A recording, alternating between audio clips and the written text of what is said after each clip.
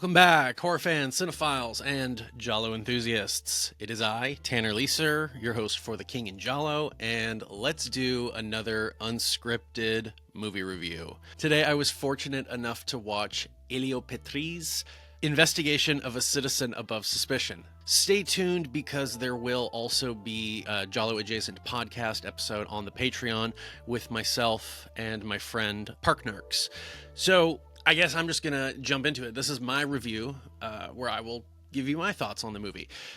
First things first, let me say, before people start wanting to comment or get upset, this is not a Giallo, and I'm not trying to review it or present it as if it is. All the other movies I've done up to this point, I can't speak for the ones in the future because I don't know what I'm going to be doing in the future. But every movie I've done an unscripted movie review for is either a Giallo that was in Troy Howarth's book, or it's a Giallo according to Arrow or Vinegar Syndrome or some other movie boutique company. So it's not like I'm going to just present this and I think it is. But anyways, Investigation of a Citizen Above Suspicion. I've never heard anyone say it is a Giallo. I mean, I'm not even going to argue that, it sort of is. It doesn't really fit into the Italian genre cinema categories. It's not really a poliziesque. It's not a Giallo. Sure, it has elements from them because it came out in 1970, and so it's right in the hotbed of these two genres, but it's not trying to be either, and it doesn't behave too much like either as well. The closest thing that I can say it's similar to, see, if you're going by detective subgenres, or crime thriller subgenres, I guess the closest thing would be a caper, where you follow the criminal, but it's not a standard caper. But anyways, what is this movie? Well, I've already said it was directed by Elio Petri. It stars Gian Maria Volonté and Florinda Bolkan. And those are the main performers. There's more, but none of the other ones I recognize their names, and I apologize. For the sake of this, I'm just not going to pull up names of people that I'm not prepared to talk about, but I'm sure they're all great on their own. But anyways, what I will say for Florinda Bolkan is Giallo veteran. At this point, she was in she was in a few already. She was in A Rather Complicated Girl, which I actually watched a few days ago. She's in A Lizard in a Woman's Skin, which is 1971, and she's in Footprints on the Moon. She's actually in quite a bit, but those are the only ones that are rolling off the top of my head right now. Maybe that is it. Regardless. And then Gian Maria Volonté, I know him from some of my favorite spaghetti westerns. Most of you will probably know him as the main villain in A Fistful of Dollars. He's also one of the villains in For a Few Dollars More. But then, I don't know how many of you know this one, unless you're big into spaghetti westerns. He's in one of my favorites, Zapata Western, which are spaghetti westerns specifically about, or set in the Mexican Revolution. He's in a movie called A Bullet for a General. Great movie, underrated movie. But anyways, I know him very well from spaghetti westerns, and if I didn't know that he was in this movie, I would not recognize that that's who that was, which is a testament to his acting. This really does prove that Gian Maria Volonté is an amazing actor, because they're completely different performances.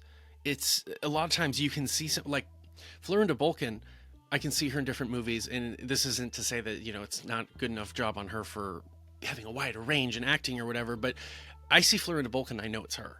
But I think in terms of Volonté, why it's so crazy is because in the spaghetti westerns, he's very tanned, he's got kind of bushy hair a little bit, and he's got like a beard, and in this, he's very clean cut, his hair is combed over, he's rather pale, or at least just whiter. And then it's like none of the same mannerisms, none of the same facial expressions or gestures, completely different, like total chameleon. So amazing there.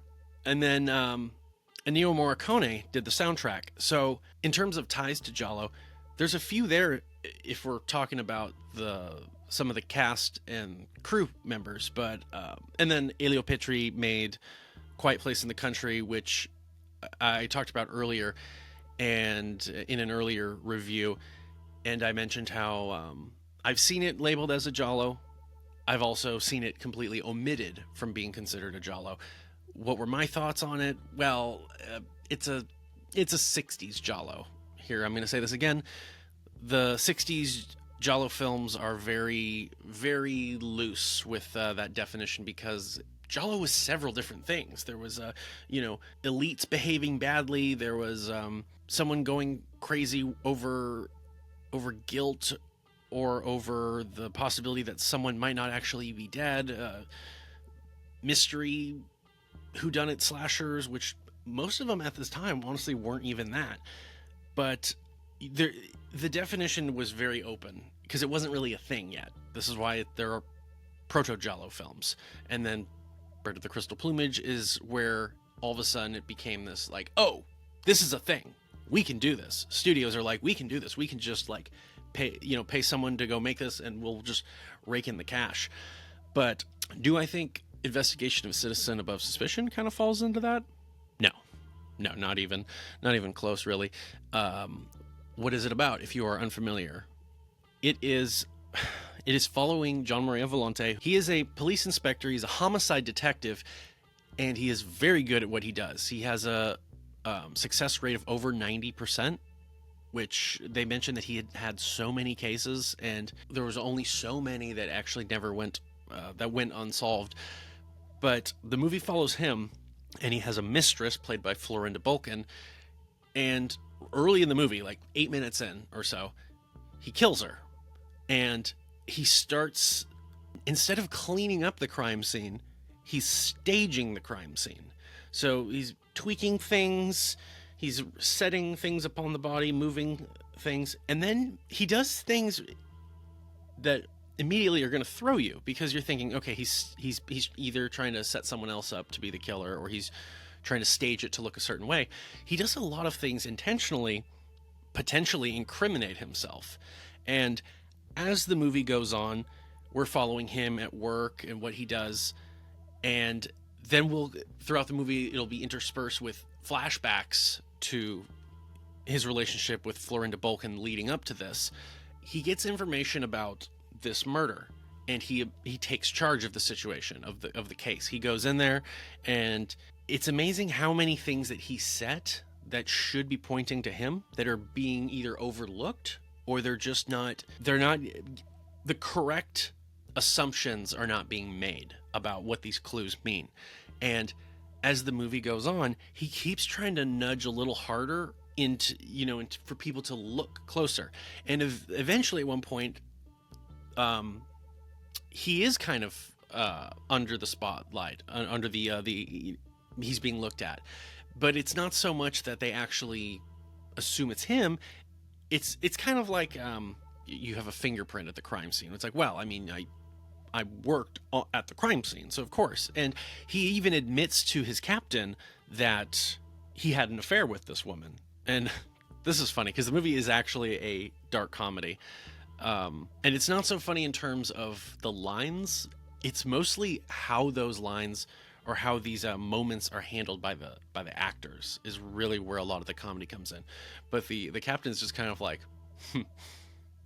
so how was she? It's just like, dude, that's not the thing to say. And also just the way he chose to say that line made it like really funny. But yeah, so even when they kind of start looking at him, it's never that they're looking at him as if he's a suspect. It's like they're looking at him and in terms of being a suspect as like, okay, well, we have to clear you. We can't just say, oh, well, it's not you, but we know it's not you. But we're gonna have to look into it just because of procedure. And he's like, driving them to like, okay, well, you have to look at everybody. You have to look at everybody. Like, don't take this, don't just throw this away. And it's done in such a way that it's again, it's not to misdirect. It's to actually get them to work harder. So maybe they'll actually find something, and they'll find a clue that he left, and they'll actually really they'll get to a point where they actually can't rule him out. But as it goes on, should have mentioned this, he recently has been promoted. So what's very interesting about this movie is it's very much a character study of Jean-Marie Volonté's character. He's so used to his position of power, and as you see through the flashbacks, he was kind of egged on to keep pushing the limits by his mistress. He's convinced that I can get away with this. I bet I can get away with murder. I bet I can be considered above suspicion. And one of the clues that they find early in the crime scene, which does point to him, but they don't realize it, is Florinda Bolkan there are these Polaroids of her in like posed as like crime photos. And then it shows like a flashback where he's taking pictures of her, and he's telling her like, okay, so you're the mistress of this bureaucrat from so-and-so, and he strangled you. And she's like laying there, and he'll take a picture, and then they'll run into another room, and he'll say, oh, okay, you're on an airplane. This Iranian man like beat you over the head, and they'll take a picture. And this is kind of like a thing they got going, which was interesting because this reminded me of Death Laid an Egg, because Jean-Louis Trintignant's character, spoiler alert, you find out, has kind of a fetish or kink for pretending to kill. And so there was kind of a similarity there where he's really getting into this, like having her portray these roles, and there was a little bit of a death fetishism, but not full on. I guess just like Death Laid an Egg, it's like not fully there. But I mean, there's still a piece of it. But anyways, and as we see more with their relationship, she starts like egging him on to like just blow through a traffic stop.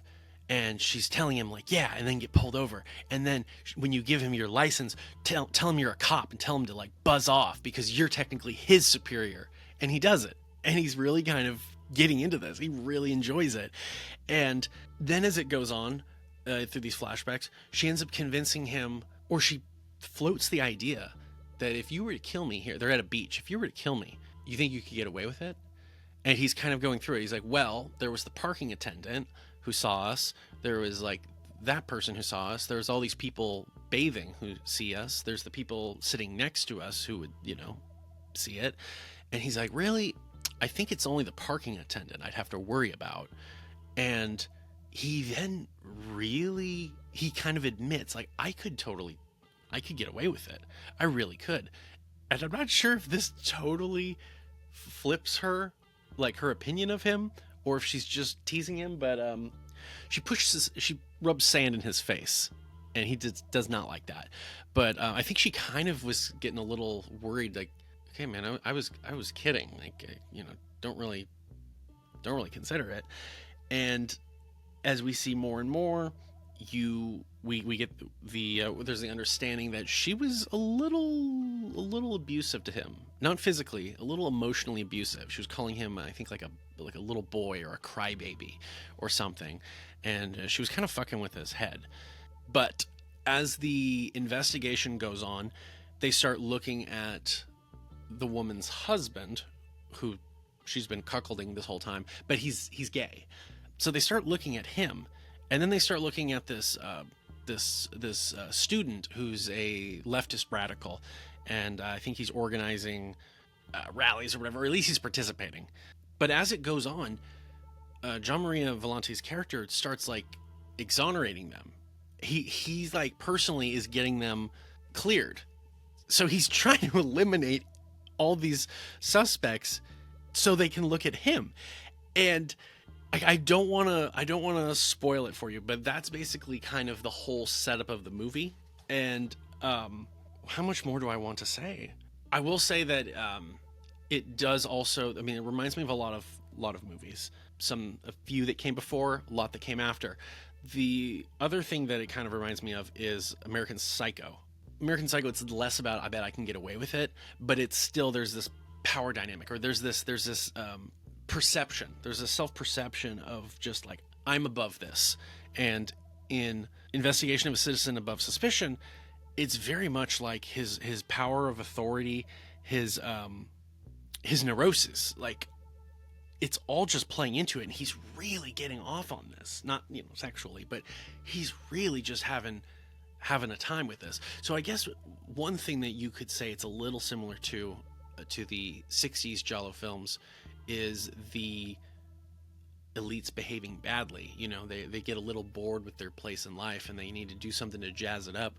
It's kind of got that a little bit, but again, he's not an elite, he's just a powerful person. But yeah, and it's really funny because it gets to a point where he's laying everything out for them. And I don't know if it's that they're afraid to say anything to him because he's their boss, or if they really just don't think it's possible. And there are a couple things that I do want to mention, but I am really getting into, like, you know, we're getting into like the like final acts of the movie. So one of the parts that I thought was very interesting is he finds this gentleman. There's a blue tie is a big clue. He's in possession of one of these blue ties, and there was a blue tie that was also found at the crime scene. And apparently there was only 2 of these. And so it becomes a whole thing. And he even sends an officer to his house to fetch it. And he's got it. So the guy's not going to find it, but it didn't matter anyway because the caretaker or whoever at his place like didn't let the guy in. But again, he keeps trying things that just aren't going anywhere. But he finds this guy, and I think he gives him a bunch of ties, or he gives him money, and he tells him to buy all these ties. But the point is, he confesses the murder to this random guy, and he tells them, "Go to the police, describe them to me. Just look." He's like, look at how my hair is. Look at the shape of my face. Do I have a mustache? Do I have a beard? Look at these details. Like, look at where we are. Remember everything. What was I wearing? And he's like literally prepping this guy to finger him. When it comes to it, and he walks into the police station, and he kind of walks into the room, throws a tie down with all the other ones, and leaves. Like minutes later, the chief comes out and is like, "Hey, can we talk to you?" And he brings him in, and he comes in to talk to the man that he, you know, told all this stuff to earlier. And the guy is, instead of just being like it's you, he's just like, I must be mistaken. And he's like, what is it? What are you talking about? And the guy is just like, I thought you looked familiar, but I'm just, you know, I'm not remembering correctly. It's just like, dude, it's insane. But what's so crazy about it also is this, and then something I'll mention else, is that it doesn't feel like a stretch. It doesn't feel like, this is so absurd. It actually feels kind of real. And so the other thing I wanted to mention is, now this is really getting to like near the end. He tells them that it was him. He confesses to his superiors, and nobody believes him. They all think that he's just kind of getting a little strung out because of the stress and the pressures on him for his new job in working in this political sphere, and they're kind of like, they all assume that you know, he's just saying things. Nobody actually, and he's spelling it out how he did it and all the clues. And this is what's so amazing. What I thought was so great was that it's not that they're incompetent. It's actually kind of like that he had trained them all so well, and he had done such a good job of covering up for himself before he ever committed the murder, before he ever thought to commit the murder, that the clues are just, him confessing is actually not enough. And that's like, it's like, factually, that is not enough. To just confess to a murder is not enough. You actually really need to prove that you did it. Otherwise, how do they know that you're not just tarnishing an investigation? And everything he lays out for them, they can counter it in a way that shows that he doesn't actually have irrefutable evidence to support his claim, which was really what I thought was the most fascinating part.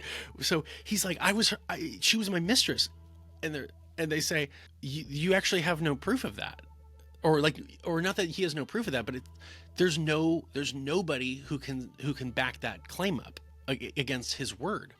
Nobody ever saw them together. I mean, they were out in public, but how are they going to find a random person? It wasn't like a bellman or a doorman, or someone would have seen them going back and forth together. So he actually can't even prove that he really did see her. They ask, okay, well, what was your motive? And he says, she made fun of me, which was funny.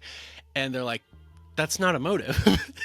So they basically shoot his whole thing down. And it's like American Psycho, where he confesses to being a murderer. And like American Psycho, it's just that they don't listen. Not that they don't listen, like they don't believe him. It's that they're so self-absorbed that they just don't listen. But in this, they're listening, but they just believe that he's actually kind of just having like a panic attack, or he's just getting a little excited, and they're like, okay, we understand what's going on. You're getting a little, it's a big job and everything. But anyways, I'm getting off. Hope I didn't spoil it too much. Obviously, there's a lot I'm leaving out. I'm kind of glossing over good chunk of other finer details. That will be in the Giallo adjacent podcast that I will be doing with Park Narcs that you'll be able to find on Patreon. But I hope you enjoyed this unscripted talking head review. I thank you for watching if you got all the way to the end. And I'm going to end it right here because I'm actually going to cut another one of these. But this is Tanner Leeser for The King in Giallo, and if nothing else, I'll see you next time.